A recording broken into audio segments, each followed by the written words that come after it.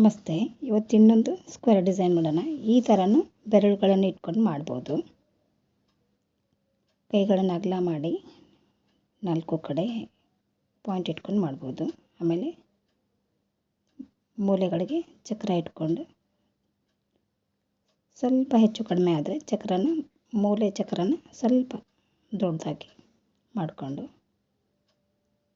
Double ತುರಾಯಿ ಬಿಡಿಸೋದು. ಮಧ್ಯದಲ್ಲಿ ಎಷ್ಟು ಚಕ್ರ ನೋಡ್ಕೊಂಡು ಹಾಕಬೇಕು. ಆಮೇಲೆ ಮಧ್ಯದಲ್ಲಿ ನಾವು ಚಕ್ರ ಆದರೂ ಬಿಡಿಸ್ಬೋದು, ಇಲ್ಲ ಆ ಥರ ಈ ಸ್ಕ್ವೇರ್ ಡಿಸೈನ್ ಬಿಡಿಸ್ಬೋದು. ಹಾಗೆಯೇ 2 ಬೆರಳಿಂದ ಮೂಲೆವು ಚಿಕ್ಕ ಚಿಕ್ಕವಾದರೆ ಆಮೇಲೆ ಮತ್ತೆ ತಿದ್ಕೋಬೋದು.